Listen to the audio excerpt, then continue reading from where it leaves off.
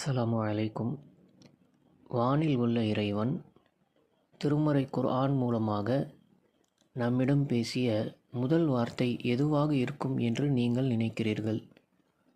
இறைவனை வணங்கு, முஹம்மது நபி ஸல்லல்லாஹு அலைஹி வஸல்லம் அவர்களை பின்பற்று, வணக்க வழிபாடுகளில் ஈடுபடுதல் அல்லது பெற்றோரை பேணுங்கள் என்று திருமறை குர்ஆன் நம்மிடத்தில் பேசவே இல்லை. முதலில் குர்ஆன் நம்மிடத்தில் கூறிய மிக முக்கியமான அறிவுரையும் கட்டளையும் எதுவென்றால், இக்ரா பிஸ்மி ரப்பிக்கல்லதி ஹலக், படைத்த உம்முடைய இறைவனின் பெயரால் ஓதுவீராக என்பதுதான் திருமறை குர்ஆன் மனித குலத்தில் அறைகூவலிட்ட முதல் கட்டளை.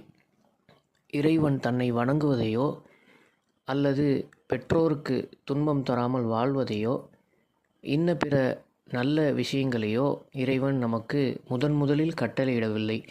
மாறாக ஒருவனுடைய அறிவை வளர்க்கும் விதமாக, அவனுடைய அறிவு நல்ல விதத்தில் வளர்ந்துவிட்டது என்று சொன்னால் அவன் மற்ற அனைத்து காரியங்களிலும் மிகச் சரியாக இருப்பான் என்பதை நமக்கு சுட்டிக்காட்டும் விதமாக, உங்களுடைய அறிவை வளர்த்து கொள்ளுங்கள், அதற்காக நீங்கள் படியுங்கள், குர்ஆனை படித்து தெரிந்து கொள்ளுங்கள், ஓதுங்கள் என்று கூறுகிறான்.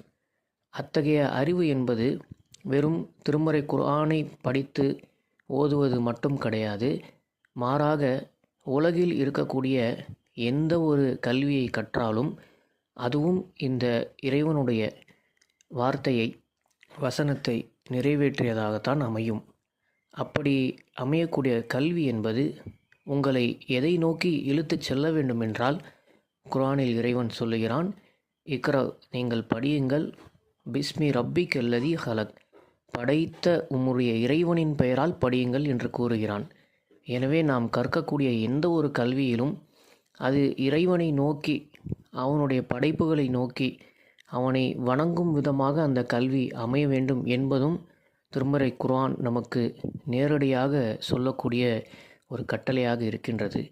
இஸ்லாமிய மார்க்கம் என்பது எந்த வகையிலும் வெறும் வழிபாடுகள், நற்பண்புகள், பாவமான காரியத்திலிருந்து ஒதுங்கி இருத்தல் என்பது போன்ற காரியங்களை போதிக்கக்கூடிய ஆன்மீக மார்க்கம் மட்டுமல்ல. உங்களுடைய சிந்தனையை கூர்த்தீட்டுங்கள், அறிவை வளருங்கள் என்று கல்வியை போதிக்கக்கூடிய மிக முக்கியமான ஒரு மார்க்கமாக இருப்பதை நாம் காணலாம்.